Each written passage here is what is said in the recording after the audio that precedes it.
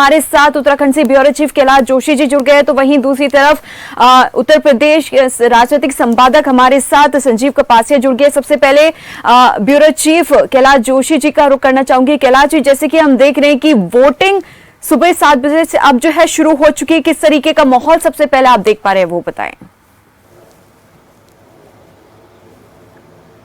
बिल्कुल दीपाली, देखिए आज जो बागेश्वर सीट पर जो उपचुनाव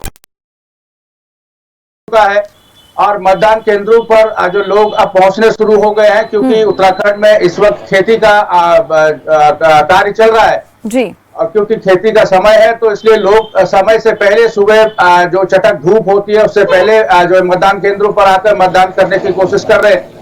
और मतदान केंद्रों पर अब धीरे धीरे लोग पहुंचने शुरू हो गए, क्योंकि 7 बजे का समय मुकर्रर किया गया था मतदान के लिए, क्योंकि अब 7 बज चुके हैं, 7:05 होने वाले हैं और इस वक्त अब जो है लोगों का पहुंचना जारी है। जहां तक बागेश्वर उपचुनाव की अगर हम बात करते हैं तो बागेश्वर उपचुनाव सबसे पहले तो मैं आपको बता दूं कि आखिर बागेश्वर उपचुनाव हुआ क्यों। क्योंकि जो भारतीय जनता पार्टी में कैबिनेट मंत्री थे चंदन राम दास, उनका निधन हो गया था। उनके निधन के बाद ये सीट खाली हो गई थी और खाली होने के बाद भारतीय जनता पार्टी ने अब उनकी पत्नी जो पार्वती देवी है उनको यहाँ पर अपना प्रत्याशी बनाया है। वहीं कांग्रेस की अगर बात करते हैं तो कांग्रेस में इस वक्त जो प्रत्याशी हैं वो आम आदमी पार्टी के बागी नेता हैं जिनका नाम बसंत कुमार है। वहीं सपा ने भी अपना प्रत्याशी मैदान में उतारा है और साथ ही जो यूकेडी है उसने भी उतारा है और एक परिवर्तन पार्टी ने भी अपना कैंडिडेट यहाँ पर उतारा है। बहरहाल जो यहाँ पर 2 ब्लॉक्स हैं, बागेश्वर जनपद में 2 ब्लॉक्स हैं, एक बागेश्वर ब्लॉक है और एक गरुड़ ब्लॉक है, जिसमें से जो बागेश्वर ब्लॉक है उसमें 100 बूथ है और जो गरुड़ ब्लॉक है उसमें 88 बूथ है और 1,18,252 के लगभग यहाँ पर मतदाता हैं। और सबसे महत्वपूर्ण यह है कि समय कम था, उसके बावजूद भी ये जो उपचुनाव है इसको कांग्रेस और भारतीय जनता पार्टी ने बड़ी शिद्दत के साथ यहाँ पर लड़ा है। लेकिन महत्वपूर्ण ये हो जाता है क्योंकि आज मतदान का दिन है और मतदान की प्रक्रिया अब शुरू हो चुकी है, लेकिन आज जो पूरे दिन भर जो मतदान यहाँ पर होगा उससे किसके भाग्य का जो फैसला है वो ईवीएम की मशीनों में कैद होगा, ये तो आने वाला वक्त ही बताएगा। लेकिन फिलहाल जो यहाँ पर जो मतदाता हैं वो बड़ी उत्सुकता के साथ जो है मतदान केंद्रों पर आ रहे हैं और अपना मतदान करना लोगों ने शुरू कर दिया है। दीपाली जी, चलिए संजीव जी का रुख कर लेते हैं। राजनीतिक संपादक हमारे साथ जुड़े हैं उत्तर प्रदेश से। संजीव जी, जैसे कि हम देख रहे हैं कि इस बार जो यूपी की घोसी सीट पर जो ये चुनाव होना है बहुत ज्यादा दिलचस्प होने वाला है, तो क्या कुछ कहता है लोकसभा चुनाव? क्या ये लिटमस पेपर हम मान सकते हैं इस चीज को? देखिए दीपाली, उत्तर प्रदेश एक अकेला स्टेट नहीं है, वह देश का नैरेटिव सेट करता है। चाहे 2014 के लोकसभा चुनाव से पहले मुजफ्फरनगर का दंगा हो जिसने कांग्रेस की 10 साल की सरकार को उखाड़ फेंका था और नरेंद्र मोदी को देश की सत्ता पर बिठाया था, या फिर घोसी उपचुनाव की चर्चा जिस तरीके से पूरे देश में हुई है, खासतौर से भारतीय जनता पार्टी और इंडिया का जो गठबंधन है वो उत्तर प्रदेश में किस तरीके का प्रदर्शन करता है, ये तो हार जीत के नतीजे तय करेंगे। लेकिन जिस तरीके की मेहनत भारतीय जनता पार्टी की सरकार से लेकर संगठन ने की है, खासतौर से मुख्यमंत्री योगी आदित्यनाथ घोसी विधानसभा सीट पर 2 सितंबर को चुनाव प्रचार करते नजर आए। वहीं भारतीय जनता पार्टी के जो प्रदेश अध्यक्ष हैं भूपेंद्र चौधरी, वो लगातार घोसी सीट पर अपना डेरा जमाए थे। वहीं समाजवादी पार्टी की बात करें जो मुख्य विपक्षी दल है और जिसके प्रत्याशी भारतीय जनता पार्टी के कैंडिडेट को कड़ी टक्कर दे रहे हैं, उनकी ओर से भी अखिलेश यादव जो पूर्व मुख्यमंत्री हैं और अपनी पार्टी के मुखिया हैं, वो लगातार कैंपेन करते वहां पर नजर आए। और उनके चाचा शिवपाल यादव ने जिस तरीके से इस चुनाव में शिद्दत से लड़ी है, वो निश्चित तौर पर एक नगीने के तौर पर अखिलेश यादव के शिवपाल यादव उभरते नजर आए हैं। अब नेताओं की मेहनत का आज इम्तिहान का दिन है, वोटिंग शुरू हो गई है, इक्का दुक्का वोट अभी निकलकर वोट कास्ट करने लोग निकले हैं, लेकिन घोसी के नतीजे देश की सियासत पर कितना असर डालेंगे ये तो उत्तर प्रदेश की जो सियासत की महत्वता है वो निश्चित तौर पर जानते हैं। और कहते भी है कि दिल्ली की सत्ता की जो कुर्सी का रास्ता है वो लखनऊ से होकर गुजरता है, तो निश्चित तौर पर बड़ा दिन है आज एनडीए के लिए और इंडिया के लिए। कांग्रेस ने समाजवादी पार्टी के प्रत्याशी का समर्थन किया है, वहीं भारतीय जनता पार्टी की जो प्रत्याशी हैं उन्होंने 2022 में समाजवादी पार्टी के निशान पर जीत दर्ज की थी, दारा सिंह चौहान, और वो भारतीय जनता पार्टी के प्रत्याशी हैं। तो निश्चित तौर पर आज का दिन खासा महत्वपूर्ण उत्तर प्रदेश और देश के लिहाज से, और ये भी तय होगा कि इंडिया में उत्तर प्रदेश में कितना दमखम है। दीपाली जी चलिए अब रुक कर लेते हैं सीधा उत्तराखंड का। हमारे साथ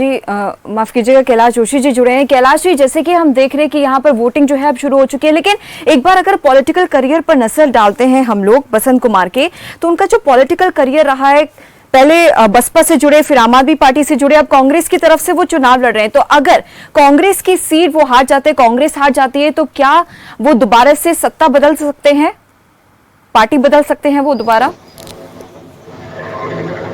देखिए, जिस प्रकार से जो बसंत कुमार है, इनकी आपने बात की, जो इस वक्त कांग्रेस पार्टी के प्रत्याशी है, इन्होंने सबसे पहले बसपा से चुनाव लड़ा था। बसपा से चुनाव लड़ने के बाद ये आम आदमी पार्टी में गए थे। आम आदमी पार्टी के बाद इस बार कांग्रेस के जो है चेहरे बने हैं। कहीं न कहीं जिस प्रकार से उनका ये पार्टी बदलने का सिनेरियो रहा है, इससे ये कहने में कोई गुरेज नहीं होगी कि पार्टी नहीं बदल सकता, क्योंकि एक राजनीतिक व्यक्ति किसी भी दल से चुनाव लड़ सकता है, उसकी राजनीतिक महत्वाकांक्षा के ऊपर जो है निर्धारित करता है।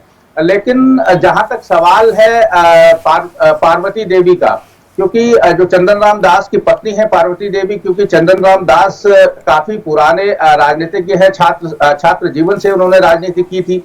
उसके बाद नगरपालिका पहुंचे थे, नगरपालिका से फिर सीधे विधायक की कुर्सी पर पहुंचे थे। लगातार 3 बार से बागेश्वर से विधायक थे, और वर्तमान पृष्ठभूमि की अगर हम बात करते हैं तो उनके मृत्यु से पहले वो कैबिनेट में मंत्री रहे। लगभग 1.5 साल का कार्यकाल उनके द्वारा जो है उत्तराखंड सरकार में मंत्रालय में उनके द्वारा व्यतीत किया गया, क्योंकि स्वास्थ्य अस्वस्थ था, जिसके चलते वो यहाँ पर जो सरकार है उत्तराखंड सरकार, उसमें ज्यादा समय भी नहीं दे पाते थे। अंतोगत्वा उनकी जो है मृत्यु हो गई।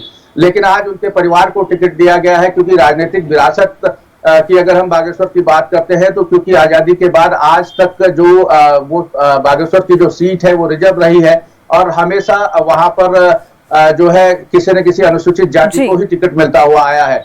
लेकिन अब भविष्य में देखने वाली बात होगी कि वो सीट जनरल कब होती है।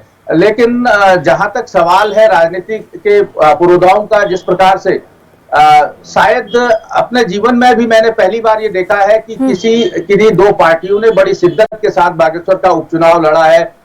अमूमन ये देखा जाता था कि उपचुनाव में जो सत्तारूढ़ पार्टी होती थी वही अपना प्रदर्शन करती थी, दूसरी पार्टियां पहले ही हार मान जाती थी।